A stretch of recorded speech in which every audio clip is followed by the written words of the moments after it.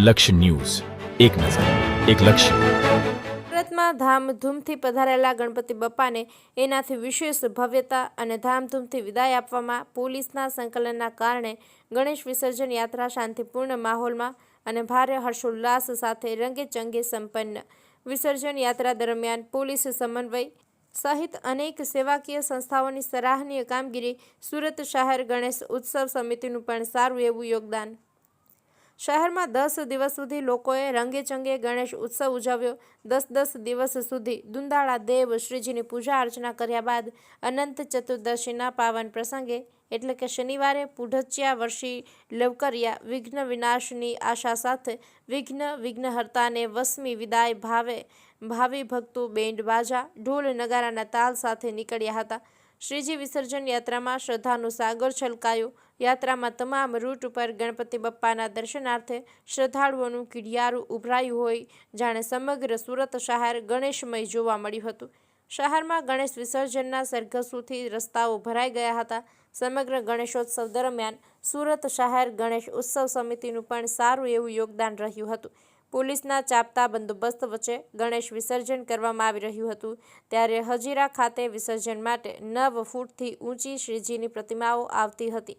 આ વિસર્જન પ્રક્રિયા પ્રારંભે હજીરા સ્થિત બોટ ઓવારા ખાતે શહેરના પોલીસ કમિશનર અનુપસિંહ ગેહલોત, સાંસદ મુકેશ દલાલ, ધારાસભ્ય સંદીપ દેસાઈ, મેયર દક્ષેશ માવાણી વગેરે મહાનુભાવો તથા સહાયભૂત થનારા કંપનીના ઓફિસરો, હજીરાના અગ્રણીઓના સાનિધ્ય, સન્માન અને પ્રાસંગિક સંબોધિત પછી વિસર્જન પ્રક્રિયાનો પ્રારંભ કરાયો હતો.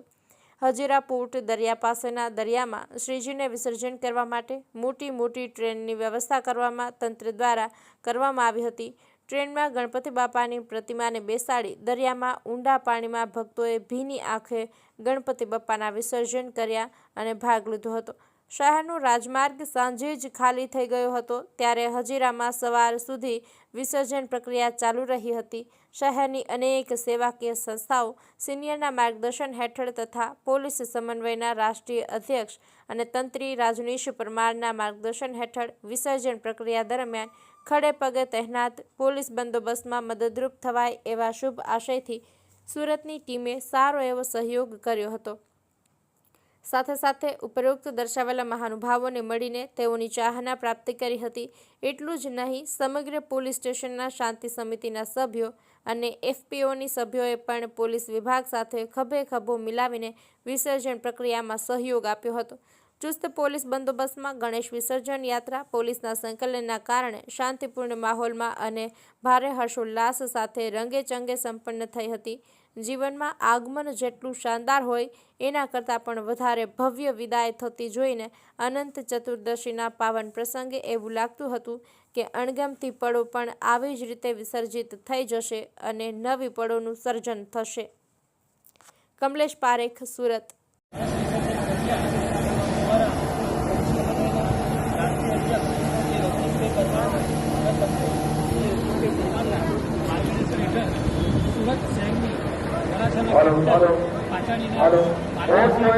તમામ સ્વયંસેવકોને વિનંતી છે કે પોતપોતાની જવાબદારીઓ સોંપી છે કાર્યમાં જોડાવા વિનંતી છે. તમામ સ્વયંસેવકોને નમ્ર વિનંતી છે કે જે જવાબદારી સોંપી છે તે જવાબદારીના કાર્ય જોડાવા વિનંતી છે.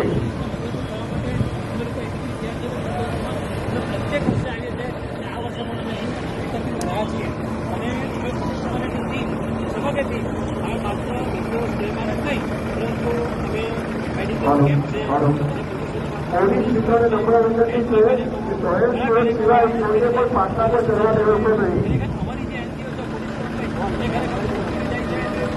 અને કોઈ પણ ફ્લેટના ટીમ લીડર છે એમની જવાબદારીમાં એવું છે કે આપણા સ્વયંસેવક સિવાય બીજા કોઈને પણ પાટલા પર ચડવા દેશો નહીં. મહેરબાની કરીને બીજા કોઈને પણ પાટલા પર ચડવા દેશો નહીં.